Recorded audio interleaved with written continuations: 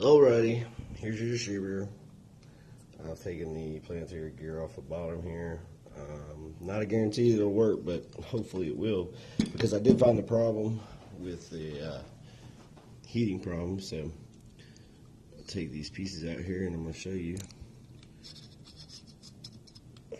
Shaft sleeve, your coil,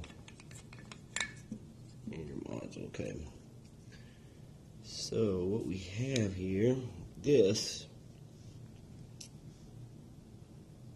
was the other part of this bearing right here.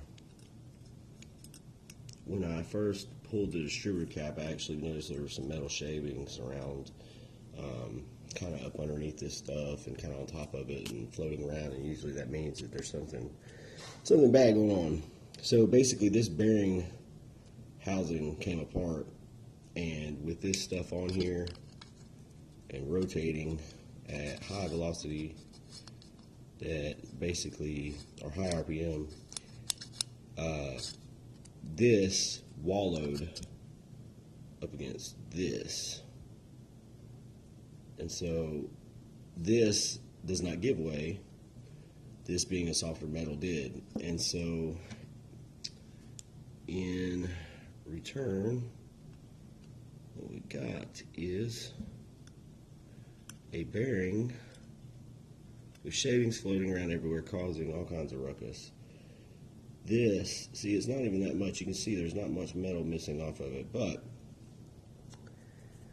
this no longer has any grease or anything, and although this turns very freely, if you can imagine, very high speed, that thing's going to get extremely hot.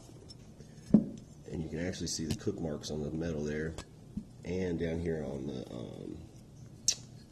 the oil pump or cam shaft that goes into the cam. This turns the rotor. But anyway, so these thermal marks right here are, high heat. And these don't have what's called a thermal resistor shutoff, where basically it'll kill power to it. But pretty much what happens is it just automatically cuts off, because these sensors get out of range to where, or these modules and stuff, they get out of range where they won't work, just because it's so hot. If you can imagine the friction.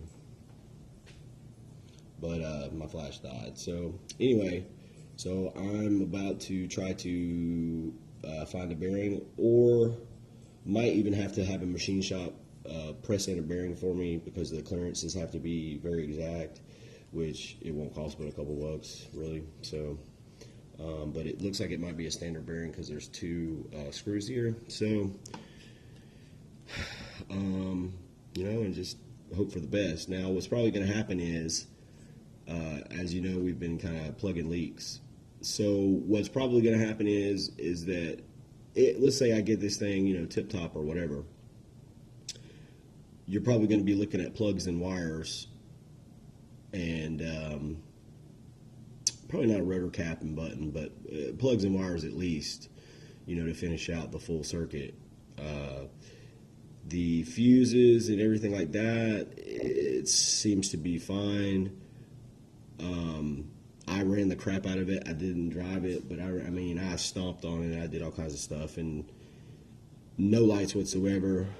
Good solid connections to battery. Battery was tested good. Alternators tested good.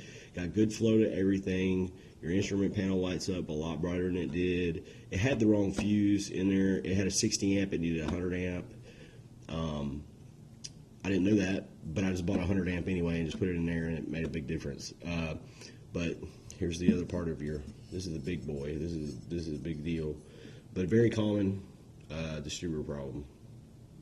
And you don't really know until you get things solid, like I said. But hey, we're not spending a lot of money, so that's good. Anyway, so yeah, that's that.